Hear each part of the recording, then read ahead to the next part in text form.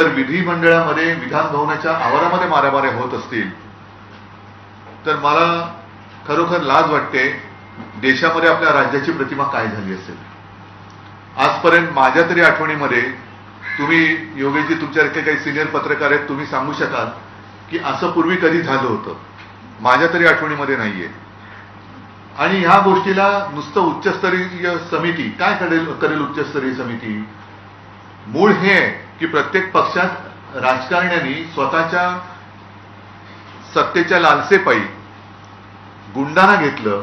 त्यांच्यावरचे आरोप म्हणजे अगदी दाऊदचे साथीदार असल्यापासूनचे साथीदारांसोबतचे पार्टीतले व्हिडिओ, मग इक्बाल मिर्ची बरोबरची भागीदारी, कोणाचं आणखीन कोणाबरोबरचे संबंध, ह्या सगळ्या गोष्टी आरोप करणारे तेच, पक्षात घेणारे तेच, आरोप मागे घेऊन त्यांना चंदनाचा टिळा लावणारे तेच.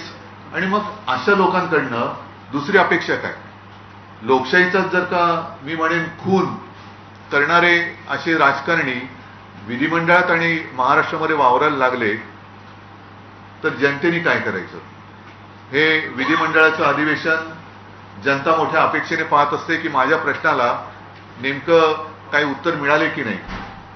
काल मी आलो होतो तेव्हा सगळ्या आपल्या पोलीस कर्मचाऱ्यांच्या पत्नी, त्यांचं एक शिष्टमंडळ आलं होतं. मला कल्पना नाही की त्यांना मंत्र्यांनी भेट दिली की नाही. काल पण दिली नाही, आज पण दिली नाही. आणि काही घोटाळे आम्ही बाहेर काढलेत. त्याच्यावरती मग तुमच्या काळात काय झालं, आमच्या काळात काय झालं. ठीक आहे, आम्ही जर का काही गुन्हा केला असेल तर तुम्ही आमच्या पत्रात जरूर टाका. पण आज तुम्ही आहात, जवळपास एक तिसरं चौथं वर्ष आहे, तुमची सत्ता, तुमच्या सत्तेचा काळ सुरू आहे. त्याच्यामुळे आज जे काही घडतंय याची जबाबदारी तुम्ही काल काय घडलं ते कोणाच्या काळात घडलं असं टाकून तुमचं तब्येत झटकू शकत नाही. जे काही घडतंय त्याची जबाबदारी आजच्या सत्ताधाऱ्यांनी घेतलीच पाहिजे.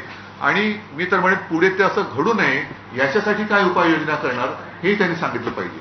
विषय मी तुम्हाला म्हटलं तसं की साधारणतः अर्थसंकल्प जाहीर झाल्यानंतर हे सलग दुसरं का तिसरं अधिवेशन आहे जिथे पुरवण्या मागण्या मांडल्या गेल्या. पुरवण्या मागण्या म्हणजे 1 तारखेला पगार झाल्यानंतर, हे सुद्धा मी वृत्तपत्रातच वाचलेलं म्हणून मी कॉमेंट सांगतो, मी काय अर्थतज्ञ नाहीये. 1 तारखेला पगार झाल्यानंतर 8 तारखेला पुन्हा भीक मागणे किंवा कर्ज काढण्यासारखं आहे. प्रत्येक नागरिकाच्या डोक्यावरचं कर्ज हे वाढत चाललेलं आहे. म्हणजे जर का तुम्ही एकूण राज्यावरती किती कर्ज आहे याची आकडेवारी माझ्याकडे आहे, पण इथे आपल्याकडे सुद्धा आहे. तर नुसतं व्याजच 64,000 कोटीच्या पुढे गेलेलं आहे. म्हणजे प्रत्येकाच्या डोक्यावर, प्रत्येक नागरिकाच्या डोक्यावर किती कर्ज आहे आणि कुठे गेलं, कोणासाठी करताय.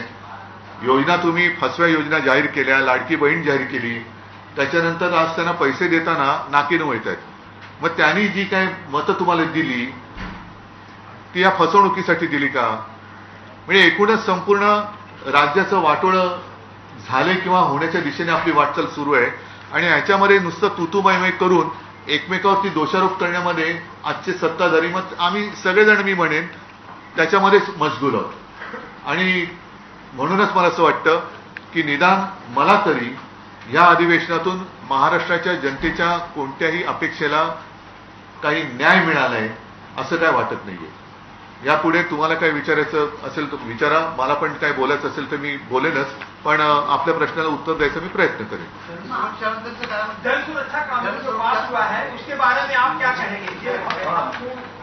हे बघा, आता नाही जनसुरक्षेवर बोलतो. नुसतं ह्या जानेवारी ते मार्च मध्येच 767 शेतकऱ्यांनी आत्महत्या केल्या आहेत.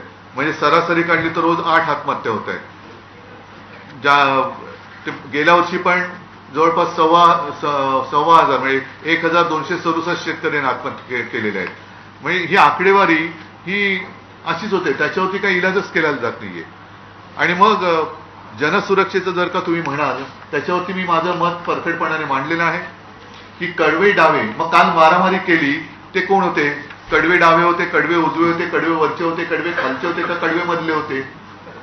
विधिमंडळामध्ये मारामारी करणारे कोण होते? जिथे कायदे मंडळ बसतं त्या विधिमंडळात एवढं म्हणजे कायद्याला आव्हान देणारं कृत्य करणारे हे कोणत्या बाजूचे होते? मग त्यांच्यावरती कारवाई तुम्ही नुसतं थातूरमातूर म्हणून करणार? तर ह्या कडव्या डाव्या आणि कडव्या उजव्या असं मी काय म्हणत नाही. तुम्ही देशद्रोही म्हणा, देशविघातक शक्ती म्हणा, त्यांच्यासाठी त्यांना कारवाई त्यांच्यावरती झालीच पाहिजे, नवे कठोरात कठोर शिक्षा झालीच पाहिजे, हे आपल्या सगळ्यांप्रमाणे माझंही मत आहे. पण त्याचा कुठेही स्पष्ट उल्लेख त्या जनसुरक्षा कायद्यात नाहीये.